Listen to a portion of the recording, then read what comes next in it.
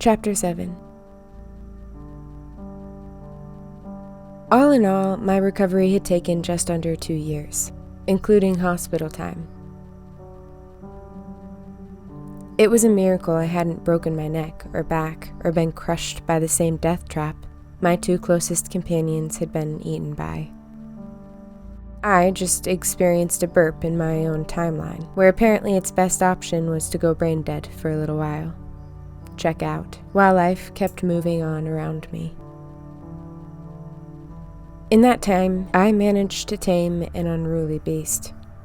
It only took over 100 destroyed notebooks, countless broken pencils, and losing my voice more times than I care to admit. Mostly from screaming profanities into my pillow in thinly veiled tantrums. Those vents went both ways.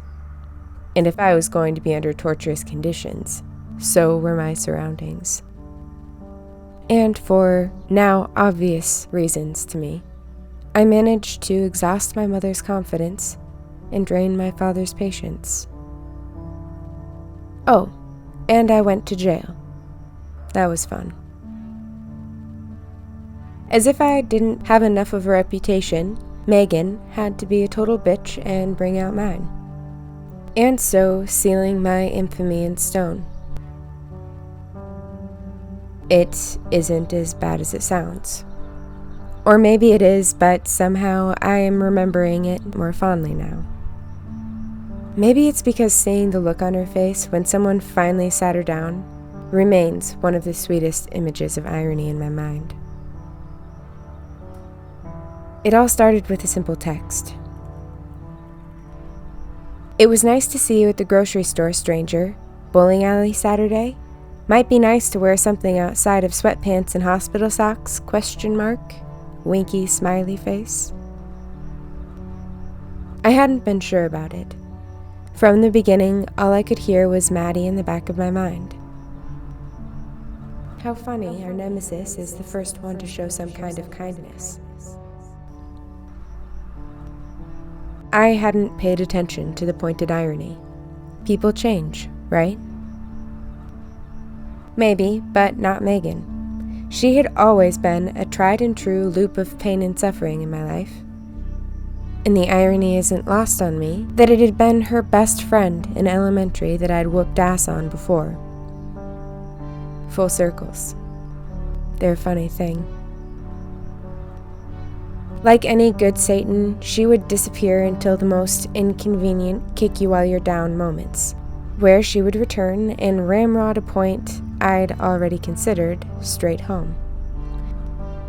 In retrospect, maybe organic enemies aren't always a bad thing, but strength training.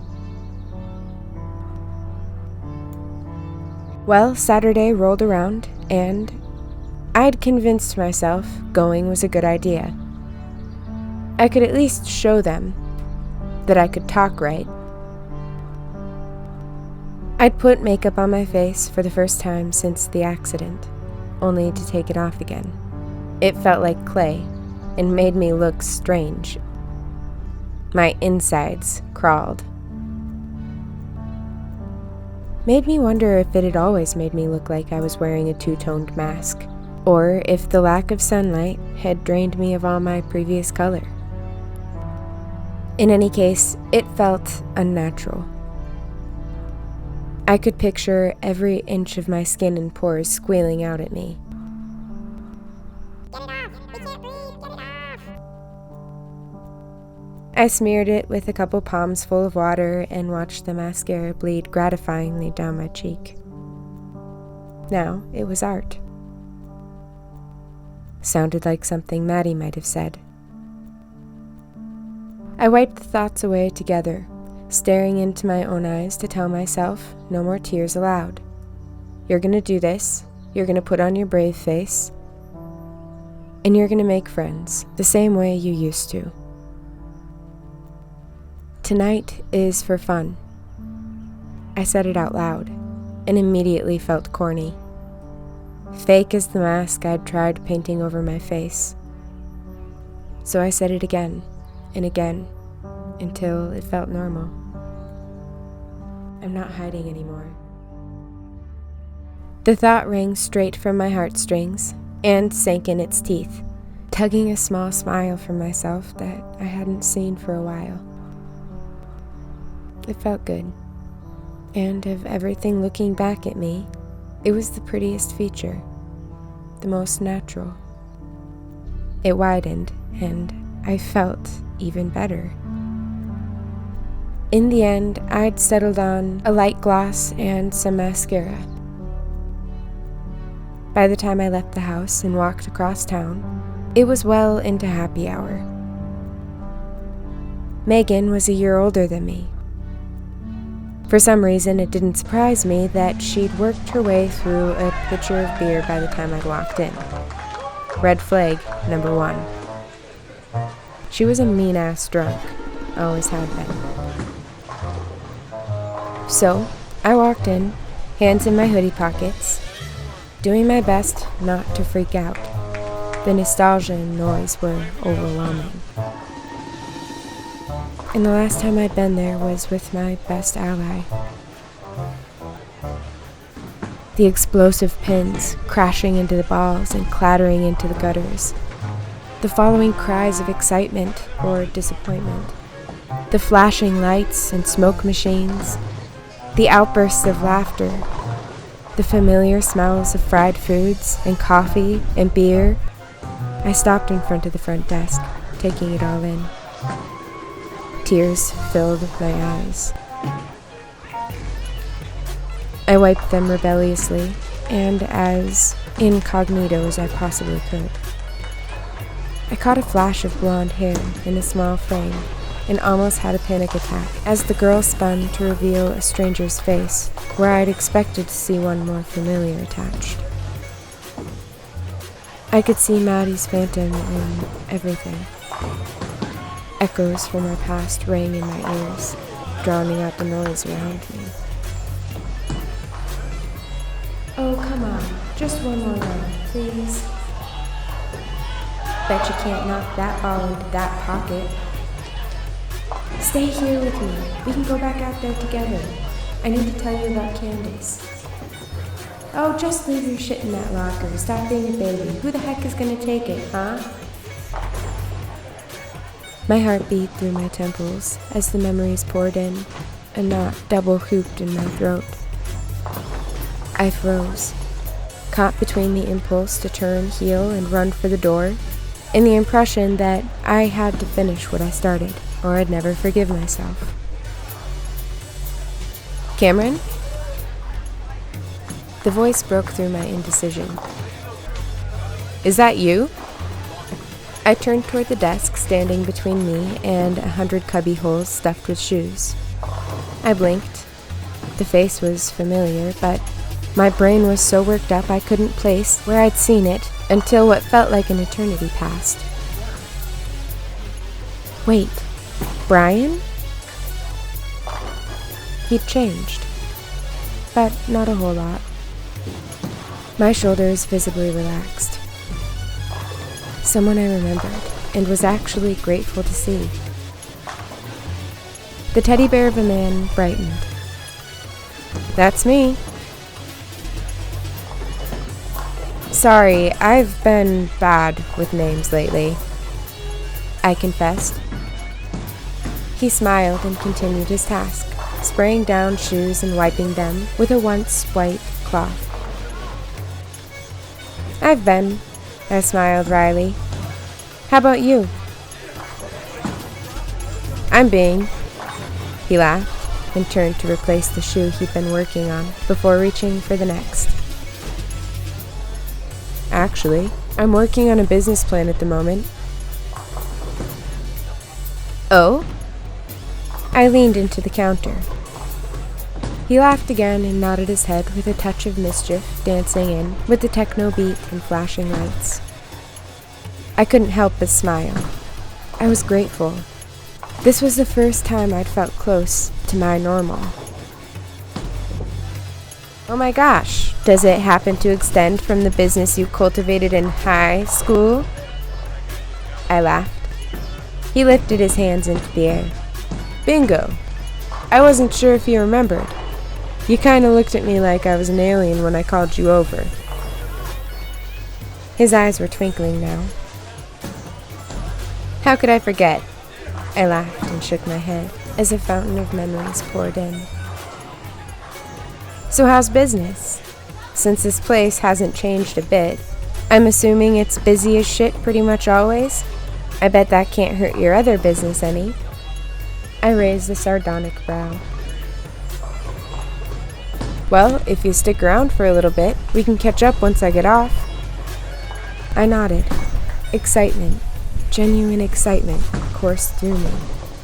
It felt so good to talk to someone who wasn't visibly uncomfortable or asking me all the wrong questions.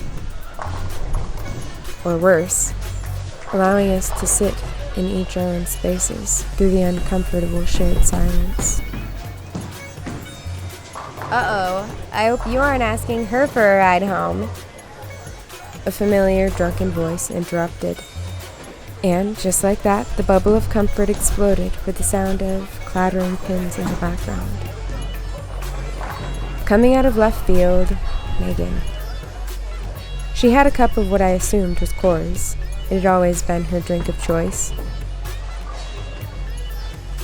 "Megan, you look well fed."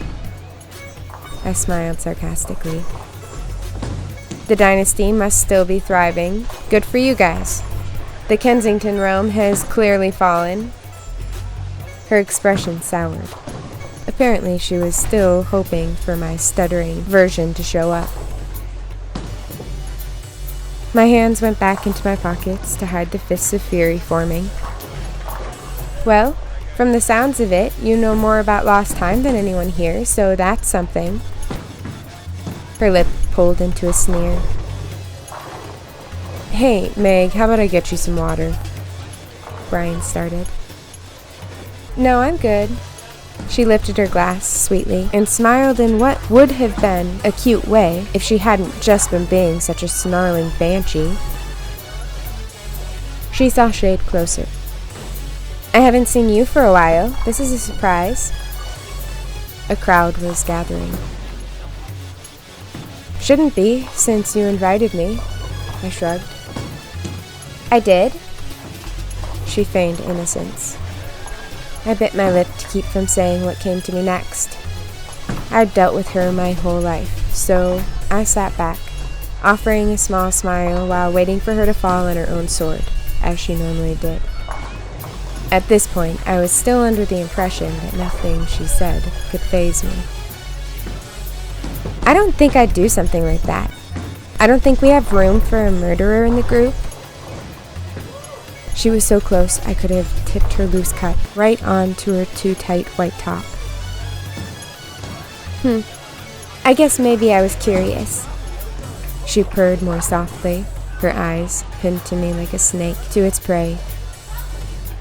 The few remaining people from her group had trickled in from their table, salivating for a piece of the action. I watched Brian shift from the corner of my eye to put the shoe in his hand away. Made me feel less uncomfortable. I was grateful for the privacy during my public humiliation. I leaned away as she leaned in. "Too bad we can't ask Maddie what really happened that night. We all really miss her." It was that, for some reason. I don't even know what happened. It was something about her smile. Something about her in general. Everything I'd held back since elementary, when she and her cohorts had picked on me mercilessly until Maddie had shown up. Maybe it was the sickly yeast smell emanating from her open mouth, way too close to my face. Or maybe it was hearing her say my best friend's name that made me feel a certain way. Whatever it was, my fist came out of hiding and clocked her straight in the nose. With enough force, the half-empty cup in her hand kicked up and splashed her in the face, perfectly. I blinked back my own surprise and stuffed my throbbing fist back into its holster. She was looking up at me from the ground, with angry tears in her eyes, totally stunned. "That's funny. 'Cause pretty sure if she was here, she'd say the same thing I was just thinking. Go fuck yourself, Megan. No one likes you." Not even you." The words poured out of my mouth like they were coming from somewhere else. I turned without looking at anyone, readjusted my messenger bag, and walked straight for the door, my heart still pounding. "Ah, you bitch!" I heard the roar echoing after me, drowned out by the surrounding space as the door closed behind me. A wry smile of satisfaction painted its way over my face. Closure. "Cam!" I spun in my tracks. A puff of cold breath swirled around me.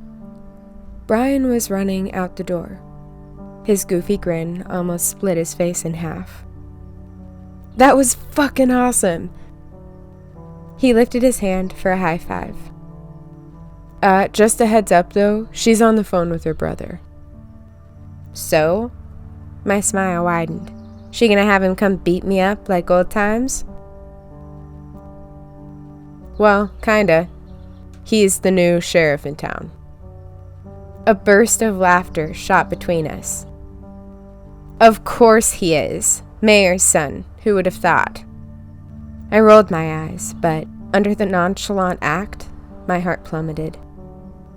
I couldn't help but think of what my parents would say if a police car rolled up to take me away. He held out what looked like a folded receipt. "My number." He nodded toward it. I reached out and grabbed it. "You know, in case you want someone to come pick you up from the police station later." He winked. I laughed back, holding it up in a cheers motion. "Yeah, actually, thanks." "Hey, no problem. Hope you use it, killer." A smile spread over my face as I watched him run back toward the front door. The playful quip didn't make me want to punch him in the face. So, it must have just been something about Megan.